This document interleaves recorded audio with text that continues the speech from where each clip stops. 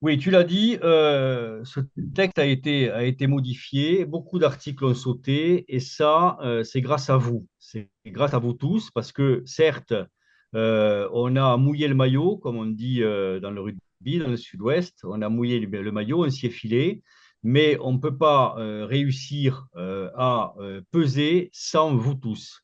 J'ai toujours dit depuis le début que c'était un plus un plus un plus un. On a mobilisé énormément. Ça fait 2 mois qu'on y est jour et nuit, croyez-le bien, jour et nuit. Nous tous, hein, les gens du bloc, les gens de l'UFML, d'autres syndicats, etc. Ça fait 2 mois qu'on y est. Et ça s'est vu. Ça fait 2 mois qu'on a voulu créer un mouvement qui soit visible et comptabilisable.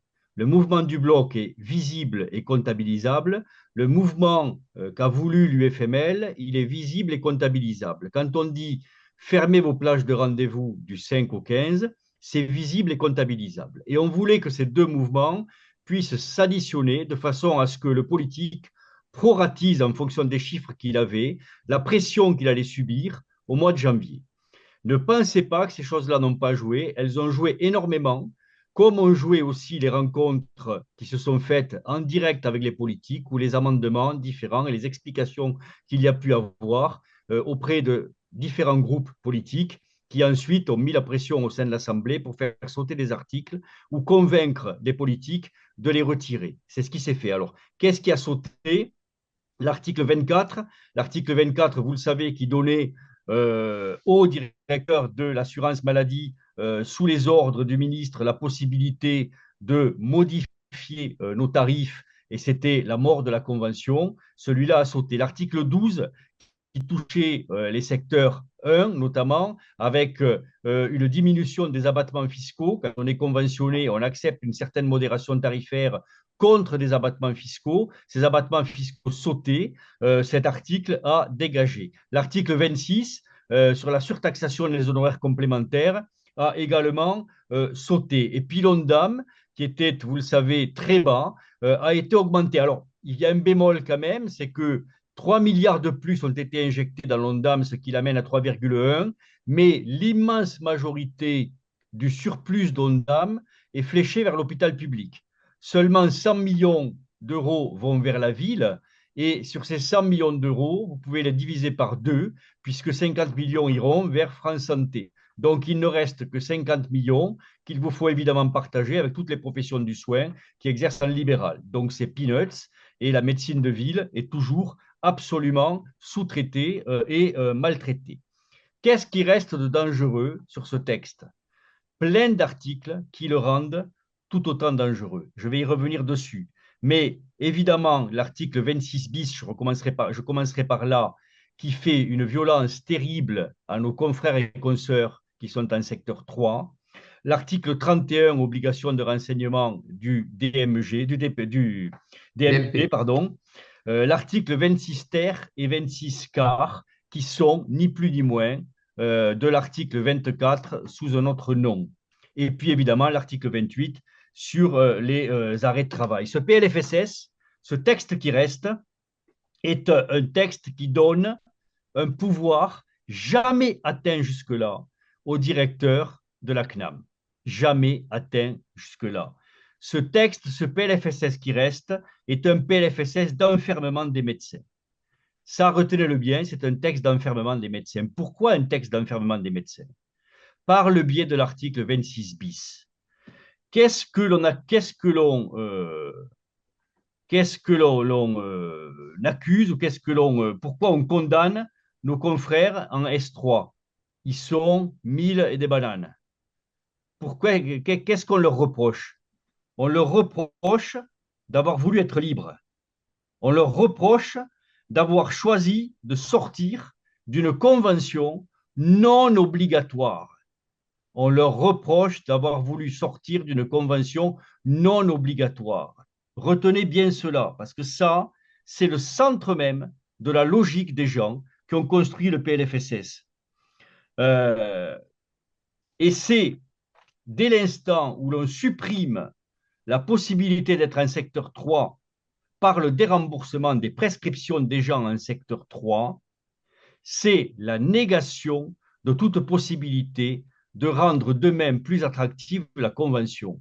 Pourquoi voulez-vous rendre plus attractive une convention dès l'instant où on crée toutes les conditions pour obliger les gens de rester à l'intérieur? Le politique n'a plus d'efforts à faire. Il est dans un système qui lui permet toutes les économies possibles avec la garantie que les gens ne sortiront pas. C'est ça le centre même de leur calcul. Et donc, par là même, vouloir penser que la violence que l'on fait à nos consoeurs et confrères qui sont en secteur 3 ne nous touche pas, c'est une immense erreur. Vouloir penser que la violence que l'on fait à nos consoeurs et confrères qui sont en secteur 3 ne serait pas importante parce qu'ils sont 1000 serait une immense erreur. Pourquoi? Parce que cette violence, elle n'est pas faite à 1000 médecins, elle est faite à 120 000 libéraux. Elle est faite à 120 000 libéraux qui pourraient demain avoir l'opportunité de passer en secteur 3 et de quitter une convention qui les contraint, qui les enferme et qui les maltraite. On détruit cela en faisant une violence à 1000 médecins. Eh bien, cette violence qu'on fait à 1000 médecins, on nous la fait à nous. Et c'est pour ça qu'on doit se battre pour eux, pour ces 1000 médecins-là. Et c'est pour ça que je voulais commencer mon intervention par cela. Et c'est pour ça que je leur dis ce soir, on est 1800 ce soir, et je ne préjuge pas du fait que vous allez diffuser cette information. On ne les lâchera pas. On ne lâchera pas ces 1000 confrères et consoeurs. On va poursuivre, comme nous l'avons annoncé, en Conseil constitutionnel. Si le Conseil constitutionnel ne nous donne pas raison, on poursuivra en Conseil d'État. Et si le Conseil d'État ne nous donne pas raison, on ira en Cour européenne de justice. Et on gagnera parce qu'il y a de la jurisprudence et il y a tout un tas de choses, de faits factuels qui font que cette problématique du non-remboursement des prescriptions DS3 sautera. Nous en faisons une question d'honneur et on ne laissera pas comme ça violence être faite à 1000 médecins qui sont en fait 1000 médecins qui nous représentent dans le cadre d'une liberté que nous pourrions tous prendre demain. Le DMP, le renseignement, il doit se faire avec l'autorisation du patient. Le politique est passé de façon tout à fait légère, avec une légèreté et une naïveté coupable, sur le fait que les données de santé, elles appartiennent d'abord aux patients. Avant d'appartenir à l'État, elles appartiennent aux patients. Et jamais, nous, en tant que médecins, on doit laisser comme ça l'État supplanter, suppléer la propriété des patients de leurs données de santé. Quelle garantie on a, nous, médecins, alors qu'on veut nous obliger à renseigner le DMP, quelle garantie on a de l'inviolabilité des données du DMP? Je vous pose la question, on n'a aucune garantie. Ensuite, je vous rappelle que le PLFSS a donné le droit d'accès aux mutuelles et aux assurances privées aux données de santé des patients, ce qui veut dire que les mutuelles et assurances privées auront accès aux données du DMP. Qui va être responsable de l'exploitation financière et commerciale qui va être faite de ces données dès l'instant où c'est nous qui ouvrons la porte? Je ne veux pas que la profession des médecins porte la responsabilité d'une exploitation commerciale des données de santé des patients. Quid de la standardisation de la médecine qui ne manquera pas d'arriver avec une obligation de renseigner le DMP? Dites-vous bien que ce DMP, il va être utilisé par les algorithmes et l'intelligence artificielle pour que le cancer de Jacques soit le cancer de Jean, pour que la pneumopathie d'Hector soit la pneumopathie de Marilyn, etc., etc., pour définir des ABAC, une médecine standardisée, et on fout en l'air l'individualisation du soin, qui est la base même de la médecine. Et c'est un grand danger, parce qu'une fois qu'on aura mis en place la standardisation, quand vous additionnez caporalisation et standardisation, ben vous n'avez plus qu'à livrer sur un plateau d'argent votre métier à des professions qui ne sont pas formées pour la médecine. Tout est en place pour que les IPA ou d'autres prennent toute leur place en utilisant les standards algorithmiques que nous aurons participé à mettre en place. Et ça, c'est extrêmement dangereux. Je passe sur le secret médical qui est bafoué comme jamais, et puis sur, évidemment, l'indépendance professionnelle, j'en ai parlé, et le temps d'utilisation d'un dossier médical qui va venir impacter des professions comme nous qui sommes en permanence sous pression. Je vous rappelle que l'article 31 vous demande de renseigner le DMP à tout moment et en tout lieu de votre exercice, pour les petits actes comme les plus gros actes. Et vous allez y passer un temps fou. Donc tout ça, ça a été fait et signé naïvement par des politiques qui n'ont absolument pas analysé les conséquences de la mise en place de cet article-là. Et c'est dangereux.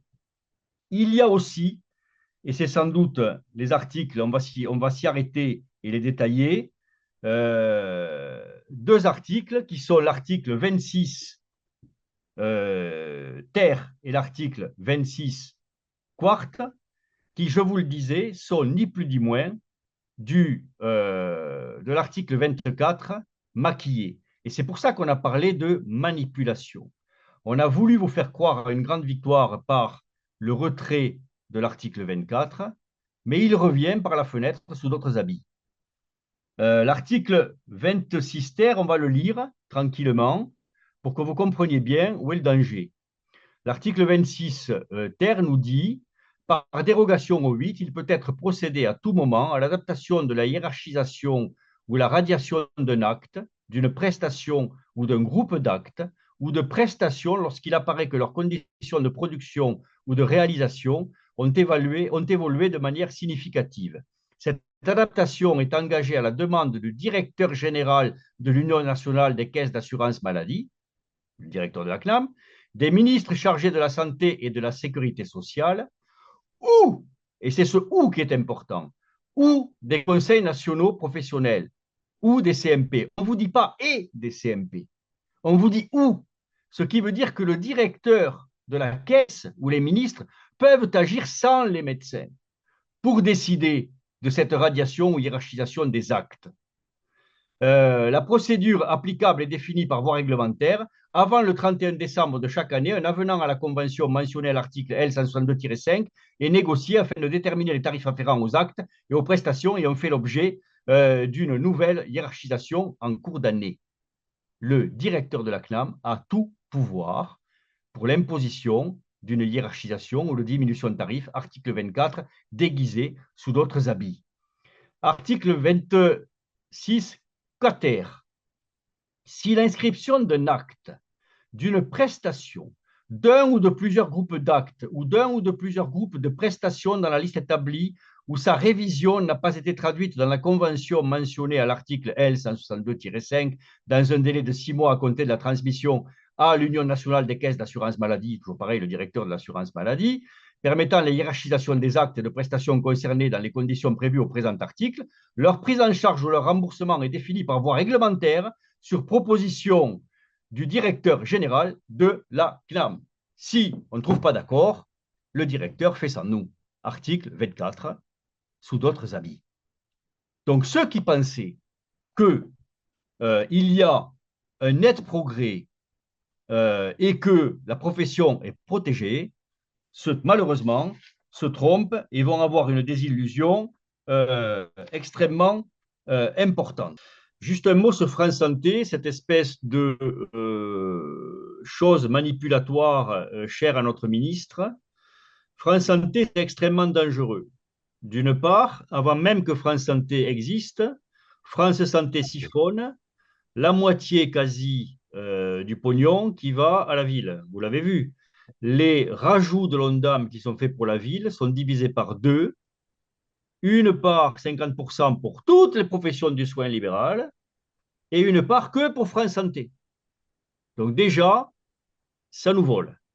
Deuxième chose, France Santé, c'est l'outil qui va permettre au gouvernement de mettre en place un projet cher à Emmanuel Macron qui apparaissait dans le discours de Nevers de 2018 sur la santé, c'est-à-dire la fin du paiement à l'acte. France Santé, c'est l'outil qui va leur permettre de mettre en place la forfaitisation du soin et c'est l'outil qui va leur permettre de mettre en place ce qu'ils poursuivent depuis des années. Et vous le vivez, vous, médecins, avec la vente à la découpe de nos professions à des professions non médecins, les pharmaciens pour ne pas les nommer notamment, c'est l'outil qui va permettre de mettre en place le concept d'équipe soignante. Il y avait un concept de médecin traitant jusqu'à présent, et là, il va y avoir des concepts d'équipe traitante, avec un GHT, groupement hospitalier au territoire, qui aura l'enveloppe et qui distribuera ensuite l'enveloppe au prorata des soignants intervenant autour du parcours du patient. C'est ça, France Santé. Ce n'est pas que de la labellisation de MSP, de pharmacie, c'est pas que un médecin à 30 minutes de chaque Français et un soin au bout de 2 jours. Ce qui est déjà une manipulation, puisqu'on s'aperçoit que dans les paroles de la ministre, elle dit médecin, et quand elle va inaugurer, elle inaugure des cabines de téléconsultation dans des pharmacies. C'est ça la réalité, hein. Donc ça, c'est l'habillage. Mais dessous, sous l'habillage, il y a l'atteinte au paiement à l'acte, il y a l'atteinte à la responsabilité médicale qui sera diluée dans l'équipe traitante.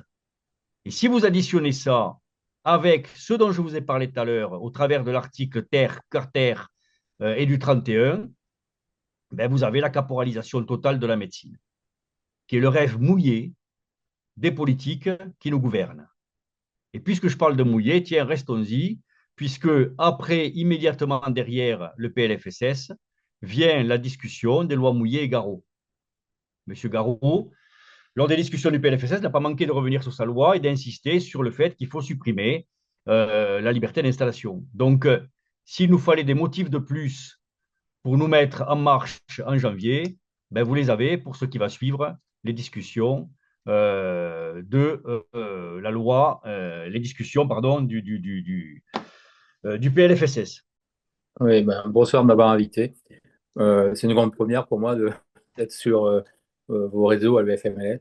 Mais je vous remercie pour le soutien que vous avez apporté là, depuis quelques semaines pour le mouvement qu'on a entrepris avec Philippe depuis quasiment le début de l'été, hein. On a, on a lancé ce mouvement Bruxelles, ça paraissait un peu paradoxal et on s'est fait passer peut-être pendant quelques mois, quelques semaines pour deux fous, avec trois fous, avec Bertrand de Rochambeau, pour essayer de mobiliser les gens au sein des blocs opératoires.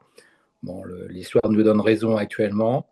Je partage complètement ton avis, là, Jérôme, sur les 26 terres et 4 terres, qui pour moi est la fin du paritarisme conventionnel. Et en tant que négociateur, ça va être extrêmement compliqué les prochaines négos, et notamment la négo sur la CSAM, de pouvoir espérer une valorisation tarifaire indispensable à nos activités, hein. On voit bien que là, c'est la mainmise du directeur de la caisse sur tous nos tarifs, et puis aussi avec la possibilité, quand on lit bien les choses, de baisse tarifaire. On a l'impression de revoir un 24 bis quelque part, qui est venu se glisser là, à la fin du PLFSS. Donc, pour nous, le combat n'est pas fini, non. La mobilisation est pleine et entière, comme dit Philippe. On est plus de 2000 maintenant à partir à Bruxelles, être inscrit réellement pour un mouvement historique. Ça dépasse un peu la revalorisation du secteur 2 et la défense du secteur 2. Ça touche à tout actuellement, hein. Comme tu dis, ça touche à tout. Je suis tout à fait d'accord avec ton analyse sur France Santé. J'avais fait la même analyse très rapidement auprès de mon URPS en Bretagne. Je m'étonnais encore de ce truc en plus. Et puis ce fantasme d'avoir un médecin à moins de 30 minutes, il faut arrêter avec ça. À un moment, il y a d'autres possibilités. Il faut arrêter. On a bien vu aussi ce PLFSS qui est très pointé encore hôpital public. Et puis lire le communiqué de la FHF cet après-midi nous montre bien l'ambiance de l'hospitalocentrisme qui pèse énormément sur les décisions des politiques actuellement. Je ne sais pas si tu as eu l'occasion de lire le communiqué de la FHF, mais ils nous tirent dessus. Ils tirent sur les libéraux, Hmm. hein. Donc, méfiance quand on voit le poids politique de cette organisation, le poids politique de l'hôpital public. euh, oui, il faut aller jusqu'au bout de ce mouvement. Tant que ces articles sont dans le PLFSS et derrière, ne pas oublier la lettre de cadrage de la ministre qui va venir nous rajouter une couche euh, au mois de janvier, plus la loi Garot. Après Mouillé, il est hors circuit, hein. Apparemment, il est plus au Sénat, mais Contentieux, peut-être. Ouais. il est ailleurs, hein. Mais quelqu'un reprendra son projet. Euh, on veut nous faire rentrer dans un carcan, on veut attaquer l'indépendance des médecins libéraux. Et comment taper dans l'indépendance d'une profession? Bah, c'est lui couper les réserves financières, c'est tout. C'est comme ça qu'on crève et qu'on arrive finalement à rentrer dans le rang pour essayer de s'en sortir. Donc non, on n'est pas d'accord à l'AL et on soutient depuis le début ce mouvement auprès du CDF, du SINGOF, pour Bruxelles et pour le bloc. Je te remercie, Jérôme. Merci à toi, Loïc. Et encore une fois, je te renouvelle tout notre soutien pour votre mouvement. Henri? Merci. Merci Jérôme. Oui, merci Jérôme. Je vais prendre la parole pour les radiologues. Je vais de nouveau vous raconter notre expérience sur le PLFSS 2025 parce que c'est vraiment finalement le reflet de ce qui va vous arriver avec l'article 26 ter et Carter sur le prochain PLFSS s'il passe. Donc vous aviez entendu évidemment parler de l'article 24 qui donnait tout pouvoir donc au directeur de la Caisse et au ministre pour baisser les cotations qui dépassaient. Il y avait marqué rentier dans l'article 24, alors bon, ça faisait pas bien. Ça a beaucoup fait réagir, évidemment. Et on s'est dit, enfin, je pense que les députés se sont dit, rentier, c'est pas beau, on va le supprimer, cet article 24, puis on va le mettre dans le 26, on va leur dire qu'on a supprimé le 24, comme ça, ils verront rien, et on va faire le même en 26 sans les rentiers, en un peu pire quand même, parce que là, on attaque carrément la CCAM, et ils vont rien voir. Bon, donc bien sûr, on l'a vu, mais par contre, les députés l'ont pas vu, parce que j'ai bien entendu certains se vanter d'avoir fait sauter l'article 24, mais ils se sont pas vantés de ne pas avoir lu le 26, ou alors ils ont fait semblant de ne pas lire le 26. Mais le 26, c'est le même. Le 26, c'est ce qu'on a subi, nous, dans le PLFSS de 2025. Et Rist l'avait dit d'ailleurs quand on lui a parlé du 24, il avait déjà été supprimé la dernière fois. On lui a dit non, vous avez mal compris le 24, on va le réintroduire un peu plus adouci en disant que finalement il y aura 6 mois de négociation avec le directeur de la CNAM et puis si il n'est pas content, ben, c'est lui qui tranche. Ben, c'est ça le 26 Ter et Carter, c'est-à-dire que il va y avoir des négociations autour de certains tarifs qui vont choisir de baisser ou pas baisser, mais là c'est tous les tarifs, hein, c'est toute la CCAM, donc je vous laisse, je vous laisse voir ce qui a été fait à la radiologie, 300 millions d'économies. On a négocié pendant 6 mois avec Thomas Fatome, parlait de pertinence et de blabla, il rigolait, il se moquait de nous en disant que lui, il voulait de l'argent tout de suite, que la pertinence, oui, c'était formidable, mais qu'il avait besoin d'argent et que de toute façon, à la fin, c'est lui qui choisirait. On a essayé, et à la fin, il n'a rien cédé, et il a dit, moi, je veux de l'argent, et il l'a imposé. Et c'est pas que les radiologues qui ont pris, c'est tous les médecins qui font de l'imagerie. Il y a les médecins vasculaires, il y a les cardiologues, il y a les rhumatologues, tous ceux qui font de l'imagerie en ont pris plein la figure. Parce que c'était inscrit comme touchant l'imagerie uniquement. Mais l'imagerie, pas que les radiologues, tout le monde. Là, sur le 26, c'est toute la CCM. Et alors, ça veut dire quoi? Et on vous l'a dit, ça veut dire qu'il n'y a plus de possibilité de négocier quoi que ce soit dans les futures conventions. Il n'y a plus de possibilité de négocier une nouvelle CCAM. Vous avez vu que la CCAM n'a pas bougé depuis les années 90 et les tarifs n'ont pas augmenté. Donc, qu'est-ce qu'on va espérer si on laisse passer cet article 26 ter et Carter? Rien. On ne va plus rien espérer. C'est la fin de la convention. Je ne vois pas comment c'est la fin des syndicats. Vous faites ça avec la CGT pour des négociations conventionnelles dans d'autres métiers ou d'autres. Vous avez toute la CGT, tout le monde dans la rue. Et nous, on va laisser passer ça en disant oui, mais finalement, ils ont un petit peu arrangé. Franchement, c'est la pire attaque que j'ai jamais vue. Aucun syndicat n'accepterait ça. Donc, bien sûr qu'on continue et bien sûr qu'on va les faire craquer parce que le but, c'est de leur montrer que ça, ils ne pourront plus le faire dans l'avenir. Il faut absolument montrer notre force et montrer qu'ils ne pourront plus nous insulter comme ils nous ont insultés cette fois-ci. Merci Jérôme, j'espère que tu es d'accord avec moi. Non, pas du tout. Pas du tout. On se laissera pas Évidemment, faire. évidemment que je suis d'accord avec toi. Voilà ce qu'on avait à vous dire pour ce soir. Encore une fois, intersyndical demain soir, texte au Sénat qui devrait ne pas être discuté ou pas, on va le voir. Encore une fois, je répète ce que nous avons dit tout à l'heure, le texte peut être encore amendé par le gouvernement. S'il est modifié au Sénat, il va en commission mixte paritaire qui doit s'entendre. La dernière fois, elle ne s'est pas entendue, ça a duré même pas 1 heure. Sinon, il va à l'Assemblée nationale où il peut être encore amendé par le gouvernement. Donc, on n'a pas le texte final. Donc, on attend de toute façon le texte final. On vous dira ce qui s'est décidé en intersyndical. Nous, on ne lâche rien. On ne lâche rien. On continue. On se prépare.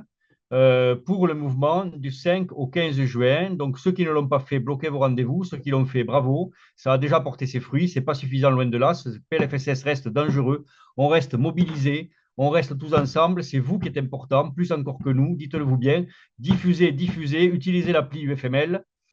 Bon, ben voilà, écoutez, on vous donne rendez-vous à la prochaine visio, mercredi prochain. On vous tient au courant sur le calendrier qu'on vous a donné, sur les différents moments qui vont suivre. Ben, préparez-vous et puis faites préparer les autres, rapprochez-les, ramenez-les. On était 1800 ce soir, ce qui veut dire qu'il doit y avoir à peu près 2300, 2400 personnes qui sont passées pendant cette heure de visioconférence nationale. Je ne sais pas si vous vous rendez compte, hein, mais des visioconférences avec 2000 médecins, ça n'a jamais existé jusque-là. Hein. Jamais. C'est une première. Et ce qu'on veut mettre en place au travers de l'application qu'on vous donne, il est trop modeste, Joël, c'est le plus grand réseau interconnecté de médecins du monde. Retenez bien ça, le plus grand réseau connecté de médecins du monde, afin que on ne se fasse plus jamais avoir par des PLFSS dans les années qui viennent. Donc, on a ce combat-là, mais on prépare déjà les combats des années suivantes. Merci à tous. On vous donne rendez-vous mercredi prochain et puis bien sûr sur les réseaux et partout pour continuer ce combat contre ce PLFSS qui est un PLFSS d'enfermement, d'encadrement, d'insultes et de violence à l'égard des médecins. Salut à tous.